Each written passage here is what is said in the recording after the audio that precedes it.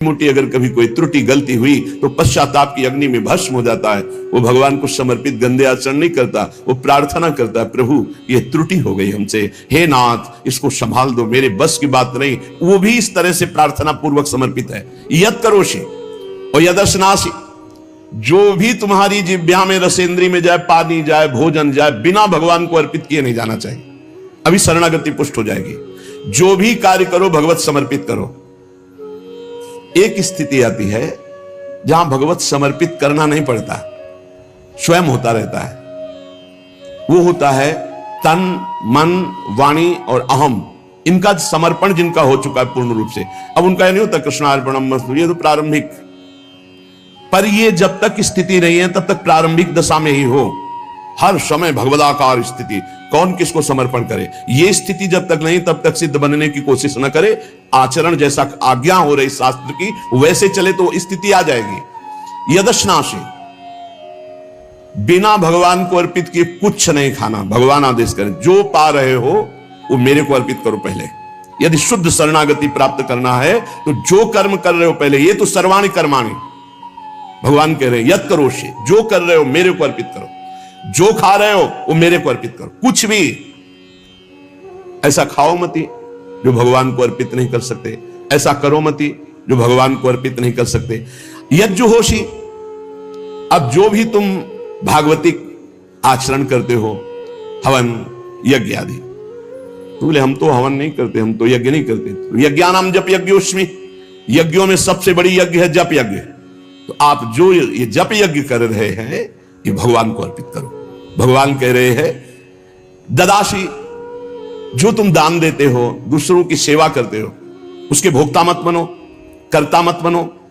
कर्ता कैसे नहीं बनोगे? हमारी वस्तु है, हम दान देते हैं, नहीं नहीं, प्रभु की वस्तु है। त्वदीयम वस्तु गोविंदम तुभ्यमेव समर्पये, आपकी दी हुई वस्तु आप इस रूप में आए, आपको दे दिया। ये भगवत शरणागति पुष्ट होने का उपाय भगवान कह रहे हैं। यह तपस्या, जो तुम साधना कर रहे हो, जो तुम तपस्या कर रहे हो, वो सब मेरे को अर्पित कर दो। अर्थात तुम्हारी पूरे जीवन की, पूरे दिन की जितनी चेष्टाएं हैं सब भगवद अर्पित होनी चाहिए। इससे तुम्हारी शरणागति पुष्ट हो जाएगी। यद करोषि यदस्नासि यज्जुहोषि ददासि यद तपस्यसि कौन्तेय तत्कुरुष्व मदर्पणम, मेरे को अर्पित कर दो। अब ध्यान रखना, अब अपनी कमी की चिंता नहीं करनी, क्योंकि हमने भगवान को सब कुछ अर्पित कर, और कमी रहेगी नहीं। कमी रहती है अहंकार के कारण, भगवत विमुक्ता के कारण। फिर भी आपको संतुष्ट करने के लिए कह रहे हैं कि जैसे हम अपना मकान किसी को दे देते हैं तो मकान में जाले लगे हैं या टूटा है या कुछ भी बिगड़ा है, अब ये सारी जिम्मेवारी जिसने मकान खरीद लिया, ले लिया, उसकी होती है। वो मरम्मत करवाएगा, वो सफाई करवाएगा। ऐसे ही हम अपने तन को, अपने मन को, अपने प्राणों को, अपने जीवन को जीवननाथ प्रिया प्रीतम के चरणों में समर्पित कर दिया। अब हमको बेपरवाह रहना है इस विषय से। अब हमारा क्या होगा हमको ये चिंता नहीं करनी। अगर चिंता है तो शरणागति नहीं हुई, अगर ये चिंता है कि मेरा क्या होगा तो शरणागति नहीं हुई। सोचो, संसार में कोई तुम्हें प्यार नहीं करता, मान लो बात। जो प्रिया जो प्यार करके अपने महल में रखे, सुविधाओं के द्वारा तुम्हारा भरण पोषण कर रहे, तुम उनके प्रति रोना नहीं आता? उनके प्रति तुम्हें ये गुस्सा आता है कि ये प्रतिकूलता क्यों दे दी, हमारी ये अनुकूलता की बात थी, अनुकूलता क्यों नहीं दी? अरे जिनसे तुम अनुकूलता की आशा करते थे वो तो तुम्हें देखना नहीं चाहते, अंतर की बात तुम्हें बता रहे। और जिनको तुम कभी माने नहीं, जिनके लिए कभी कुछ किया नहीं, वो तुम्हें अहेतुकी प्यार से लबालब डुबो रहे, फिर भी तुम्हारे अंदर गुस्सा आता है प्रभु के प्रति। तुम हो कौन? अरे तुम भगवद अंश हो, भगवान के द्वारा शरीर दिया गया, भगवान के द्वारा सारी व्यवस्था दी गई, तुम्हारा अस्तित्व ही श्री भगवान है। समर्पित हो जाओ तो फिर चिंता भी खत्म हो जाएगी, सब कुछ उनकी कृपा से हो जाएगा। तुम चिंता मत करो, चिंतन करो। भगवान हमें मोक्ष दे दे, भगवान हमें स्वर्ग दे दे, भगवान हमें अनुकूलता दे दे, भगवान हमें अमुक वस्तु दे दे, ऐसा सोचने वाला समर्पण नहीं हुआ, अभी शरणागत नहीं हुआ। सर्व समर्पण में ये सोच ही नहीं रह जाती। जब तक अहंकार है तब तक समर्पण का नाटक है, समर्पण नहीं। अहंकार है वहां सर्व समर्पण नहीं है। इसीलिए ये सब प्रश्न और सब चिंताएं, शोक, इनकी गुंजाइश नहीं। शरणागत के पास कोई भी किसी भी तरह की चिंता और संशय वृत्ति नहीं रहती। सर्व समर्पण हो जाने पर अब जिम्मेवारी भगवान की है, हमारी नहीं। हमारा केवल कर्तव्य भगवान का आदेश पालन करना। वो आदेश करें अनन्यस चिंतयन्तो माम, केवल मेरा अनन्य चिंतन करो, माम अनन्यस चिंतन। जिस प्रकार पतिव्रता पत्नी पर पति का पूर्ण अधिकार होता है, उसी प्रकार पत्नी का पति के संपूर्ण वैभव पर भी अधिकार और गोत्र पर भी अधिकार। वही नाम, वही गोत्र, वही संपत्ति।